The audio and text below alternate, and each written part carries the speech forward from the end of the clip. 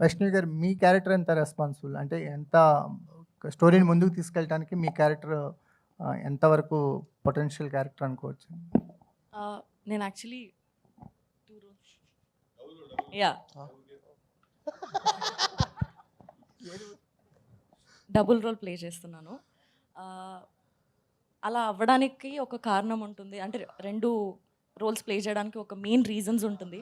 ఆ రీజన్ చాలా ఎంటర్టైనింగ్గా, చాలా ఇంట్రెస్టింగ్గా ఉంటుంది. అదే మొత్తం సినిమాలో ఎక్కువ స్పేస్ అండ్ ఇంట్రెస్టింగ్గా ఉంటుంది.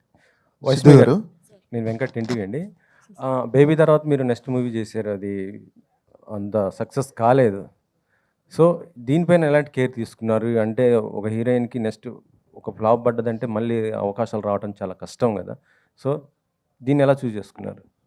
సార్ అంటే సినిమా సక్సెస్ కాకపోవడం అది అంటే నేను అంత ఆలోచించే మెచ్యూరిటీ అంటే ఎక్స్పీరియన్స్ లేదు సార్ ఇంకా నాకు.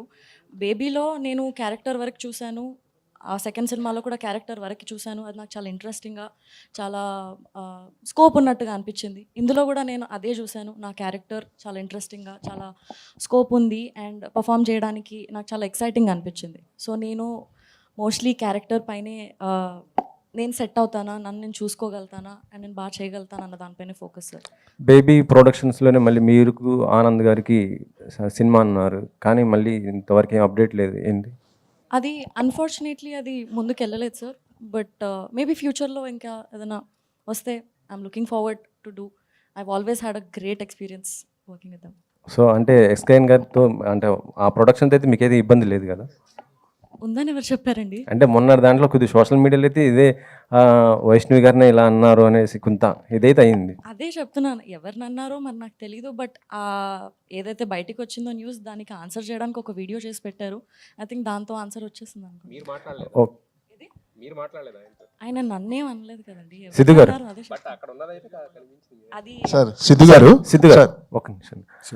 మీరు ఆరెంజ్లో ఆల్రెడీ బొమ్మలూరు భాస్కర్ గారితో చేయడం జరిగింది, దాంట్లో చరణ్ గారితో కూడా కాంబినేషన్ చేశారు.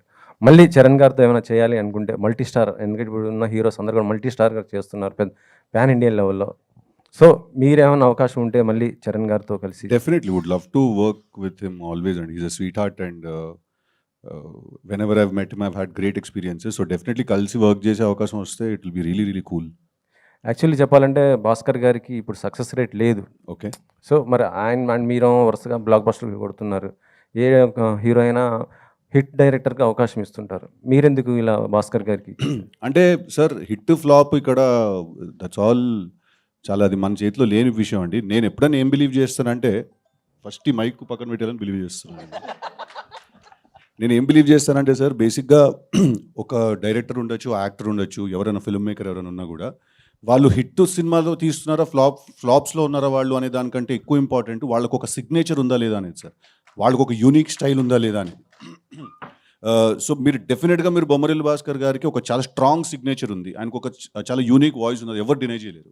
మీరు బొమ్మరిల్లు తీసుకున్నా, పరుగు తీసుకున్నా, ఒంగోలు గీత తీసుకున్నా కూడా, ఆయన ఆరెంజ్ తీసుకున్నా కూడా, అప్పుడు మా జూడ్లో మీరు ఇప్పుడు మళ్ళీ ఆరెంజ్ అంటారు. నేను కూడా ఉండే ఆ సినిమాలో లైట్, నేను కూడా బాధపడ్డా. సో మీరు తీసుకుంటే ఆయన ఎప్పుడు ఒక కొత్త కాన్సెప్ట్ చెప్తారు, ఆయన ఎప్పుడు ఒక ఫ్రెష్, అంటే మనం అందరం రోజు లైఫ్లో ఫీల్ అయ్యి చెప్తారు. So hit or flop does not matter sir, if the artist has a signature or not matters అండి.